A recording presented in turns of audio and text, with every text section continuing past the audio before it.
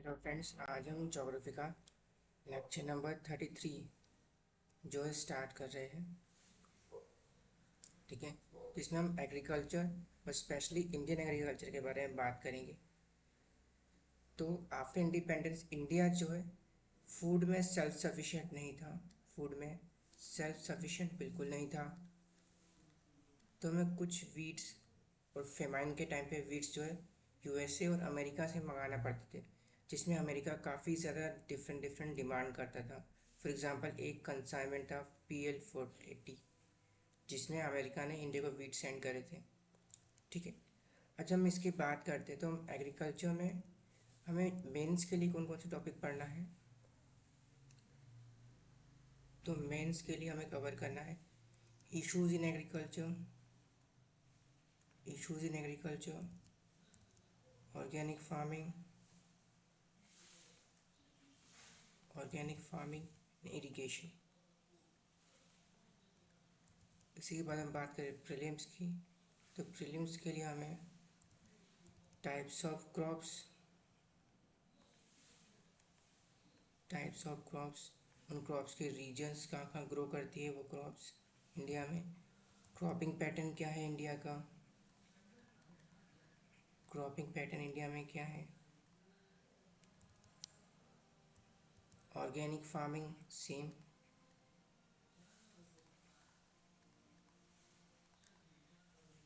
Organic farming. तो ये सारे टॉपिक हमको जो है एग्रीकल्चर में कवर करना है। ठीक है, लेट्स स्टार्ट, शुरू करते हैं।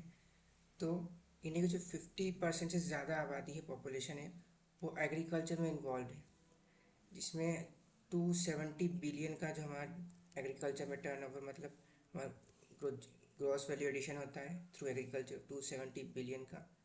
एक्सपोर्ट्स की बात करें तो from agriculture activities turn to the tune of around 50 billion का हम एक्सपोर्ट करते हैं एग्रीकल्चर में। और India is expected to have produce around 316 million tons of food grains in 2021-22। ठीक है, इसके बाद नेक्स्ट आते तो आता है कवर क्रॉपिंग।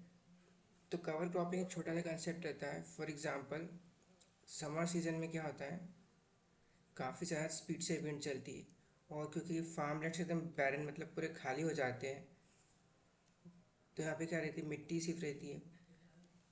तो जब विंड बहुत ज़्यादा तेज़ चलती है गर्मी के मौसम में, तो जो फर्टाइल सॉइल है उसको उड़ा के ले जा सकती है।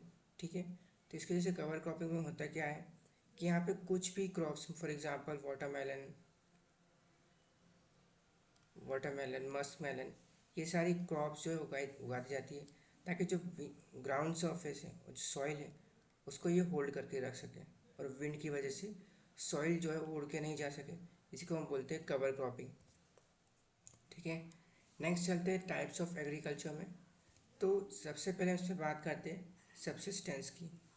तो सब्सिस्टेंस क्या होता है, आप उतना ही मतलब क्या, प्रोडक्शन ऑन कंजप्शन, मतलब क्या, आप उतना ही प्रोड्यूस कर रहे हो जितना आपको कंज्यूम करना है। मतलब आपके फैमिली मेम्बर्स सारे एक खेत पे काम कर रहे हैं, आप उसमें से 10 kg और फॉर एग्जांपल 10 कुंटल और 10 कुंटल गेहूँ उगा रहे हो, और वही 10 कुंटल गेहूँ आपको नेक्स्ट ईयर यूज़ में ख़त्म हो जाएंगे। ठीक है, अब इस तो इसी को बोलते हैं क्या, हम सबसिस्टेंस। तो दोनों में सेम मीनिंग है। अब प्रिमिटिव सबसिस्टेंस में क्या होता है, प्रिमिटिव सब्सिस्टेंस मतलब क्या, ये ज़्यादातर यूज़ करते हैं ट्राइबल लोग। मतलब प्रिमिटिव मतलब क्या होता है, रूढ़िवादी और ओल्ड मेथड जो हम यूज़ कर रहे हैं।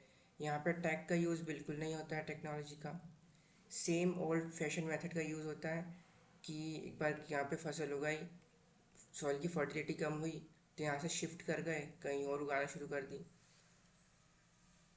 ठीक है, बार बार गेहूँ चावल, गेहूँ चावल, गेहूँ चावल, सिर्फ यही उग रहे हैं।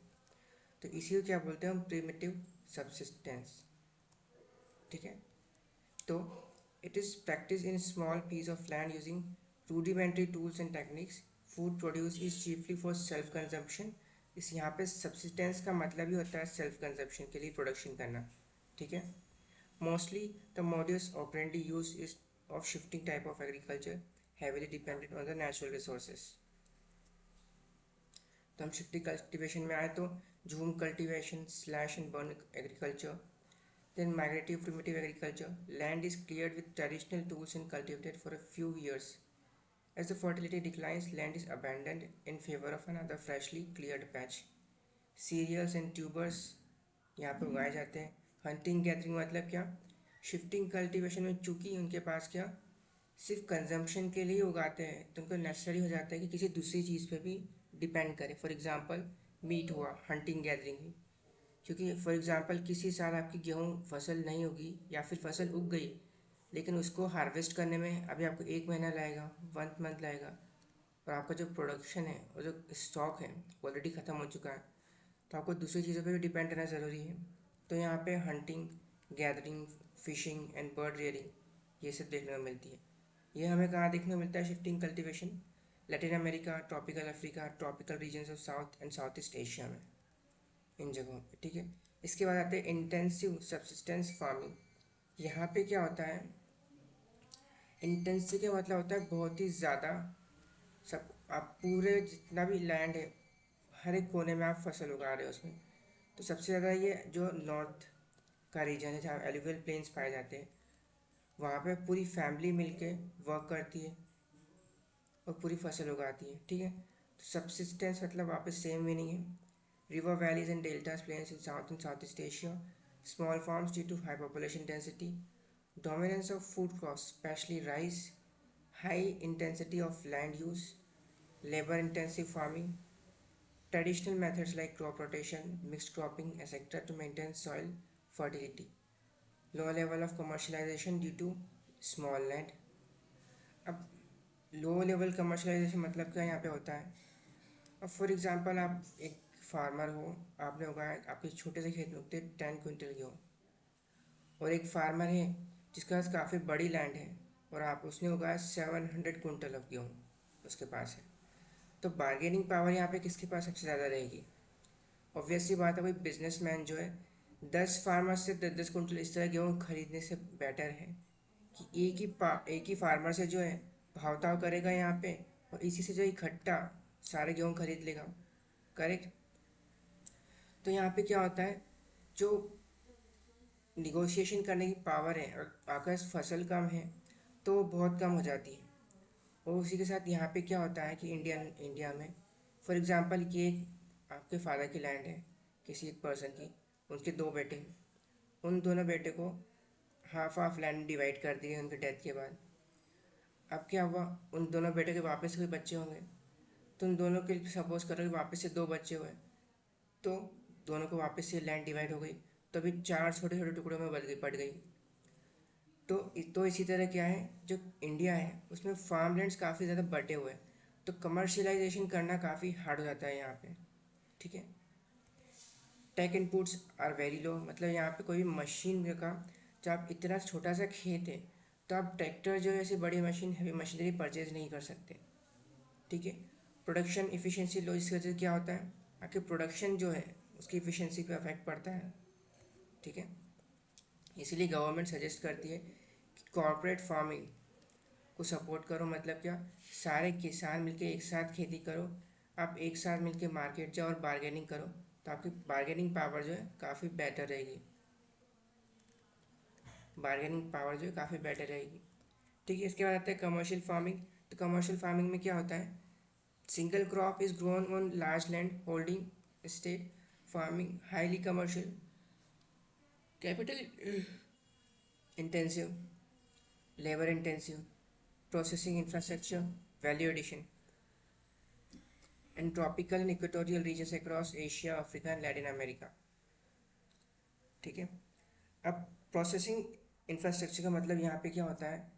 फॉर एग्जांपल आप टोमेटो जो है एज रॉ मटेरियल सेल कर रहे हो और इसकी जगह प्रोसेसिंग इंफ्रास्ट्रक्चर में क्या होगा?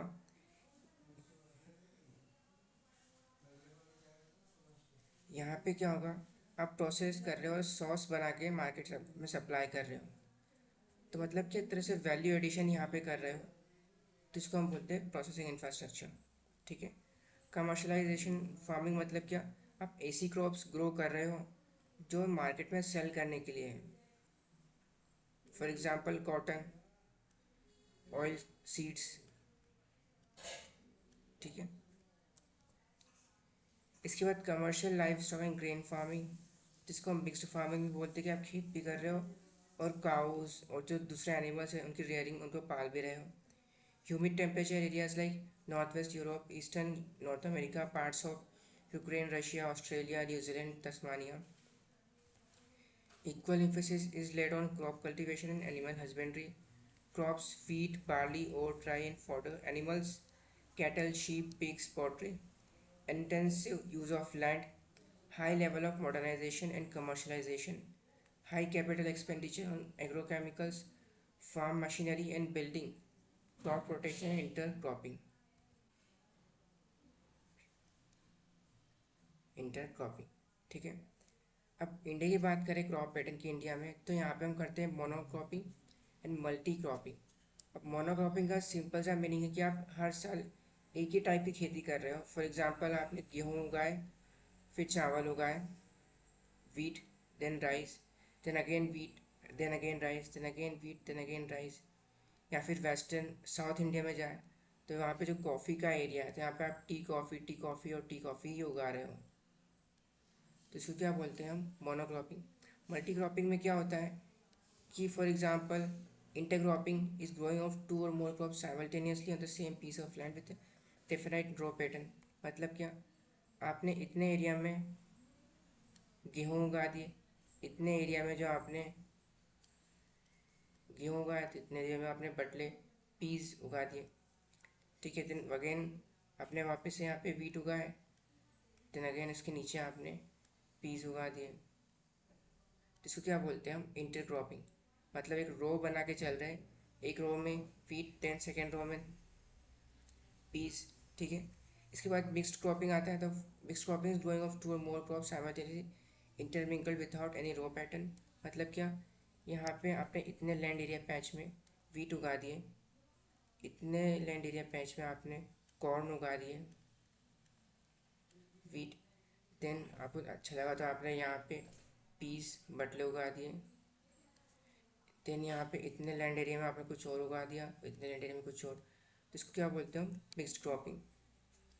इसके बाद आता है sequence cropping, can be defined as growing of two or more crops in sequence in the same piece of land in a farming year, ठीक है। देन क्रॉपिंग सीजन्स की बात करें तो रबी सीजन को हम विंटर क्रॉप बोलते हैं। सोन नवंबर टू दिसंबर में बोए जाते हैं और हार्वेस्ट के लिए मार्च से अप्रैल के बीच में हार्वेस्ट कर लेते हैं। खरीफ क्रॉप की बात करें तो ये मॉनसूनल क्रॉप होती है, जिसको बोते हैं हम जून जुलाई में बोते हैं और हार्वेस्ट करते हैं सितंबर से अक्टूबर में, ठीक है। जायद क्रॉप क्या होती है? समर क्रॉप्स होती हैं, ये हम अप्रैल टू मई में बोते हैं और जून में इसको हार्वेस्ट कर लेते हैं, ठीक है। अब इनकी बात करें तो रबी क्रॉप्स में आती है barley, wheat, peas and mustard. Kharif crop की बात करें तो paddy, maize, jowar, cotton, toor, groundnut और सोयाबीन। जायद क्रॉप की बात करें तो watermelon, musk melon and cucumber, ये सारे होते हैं, ठीक है। अब राइस की बात करें, यहाँ पे इंडिया में राइस कहाँ कहाँ उगते हैं, तो राइस जो है काफ़ी हेवी रेन पैटर्न, काफ़ी ज़्यादा पानी लगता है, तो जहाँ जहाँ पर काफ़ी ज़्यादा बारिश देखने को मिलती है वहाँ पे हम राइस उगाते हैं।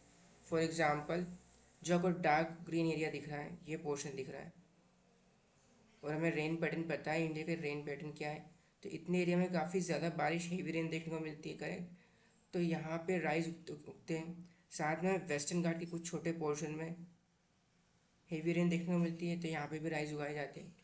अब जो लाइट ग्रीन कलर है, यहाँ पे माइनर राइस उगाए जाते हैं, मतलब कि राइस उगते हैं पर काफ़ी कम लोग। अब यहाँ पे दिक्कत क्या होती है इस एरिया में कि यहाँ पे मानसून और रेन बारिश इतनी नहीं होती है, तो यहाँ पे फार्मर्स करते क्या है कि ग्राउंड वाटर को बाहर निकालते हैं, बोरिंग के पानी को, और खेत को फ्लड करने का काम करते हैं, फ्लड कर देते हैं, जिससे क्या होता है सॉइल फर्टिलिटी पे अफेक्ट पड़ता है, उसी के साथ ग्राउंड वाटर लेवल पे भी अफेक्ट पड़ता है, ठीक है। तो high humidity with annual rainfall of above 100 centimetre, development of irrigation in regions of less rainfall makes it prevalent in those areas. In states like Assam, West Bengal, and Odisha, three crops of paddy are grown in year. These are Ours, Oman, and Boro. India is the second largest producer after China. Total production of rice during 2023-24 is estimated at record 1,378.25 lakh tons. यहाँ पे इसके बाद हम आते हैं wheat की। तो wheat जो है सबसे अच्छी ब्लैक सॉइल पे उगती है, उसी के साथ इसमें पानी कम लगता है एज़ कम्पेयर टू आपके चावल से। तो this rabi crop requires a cool growing season, मतलब ठंड के सीज़न में उगाई जाती है, मेन विंटर सीजन में। ठीक है, तो 50 to 75 centimetre of annual rainfall evenly distributed over growing season. There are two important wheat growing zones in the country: Tunga Satluj Plains in north west and black soil region of Deccan. The major wheat producing states are Punjab, Haryana, Uttar Pradesh, Bihar, Rajasthan, and parts of Madhya Pradesh. India is the second largest producer after China. Production of wheat during 2022 to 23 is estimated at record 1,132.92 lakh ton. ठीक है, इसके बाद हम बात करते हैं millets की। तो मिलेट्स के लिए फर्टाइल ग्राउंड कौन सा होता है, बेस्ट सॉइल कौन सी थी? तो एवरी सॉइल, मतलब मोस्टली हर सॉइल में जो है मिलेट्स को उगाया जा सकता है। सबसे मेजर होती है jowar, bajra and ragi are the important millets growing in India. दो these are known as coarse grain, they have very high nutritional value. Jowar is the third most important food crop with respect to area and the production. It is a rain-fed crop, mostly grown in the moist areas which hardly needs irrigation. Major jowar producing states are Maharashtra, Karnataka, Andhra Pradesh, Tamil Nadu and Madhya Pradesh, जिसमें से कर्नाटका सबसे better कर रही है। ज्वार में नहीं, रागी में। रागी में कर्नाटका सबसे बेस्ट कर रही है। ठीक है, इसके बाद हम आते हैं बाजरा पे। तो bajra popularly known as pearl meet millet is a coarse grain crop and considered to be the poor man's staple nourishment and suitable to cultivate in drylands. Bajra requires low annual rainfall, ranging between 40 centimeter to 60 centimeter. Ideal temperature for cultivation is 20 degrees Celsius to 30 degrees Celsius. Major bajra production states in India are Rajasthan, Maharashtra, Haryana, Uttar Pradesh, and Gujarat. Bajra can also use as a valuable animal fodder. Then ragi is a crop of dry regions and grow well on red, black, sandy, loamy, and shallow black soils. Ragi is very rich in iron, calcium, other micronutrients, and roughage. Major ragi producing states are Karnataka, Tamil Nadu, Himachal Pradesh, Uttarakhand, Sikkim, Jharkhand and Arunachal Pradesh. ठीक है, तो आज के lecture में इतना ही। अगर आपको अच्छा लगा तो लाइक करें, सब्सक्राइब करें। Thank you.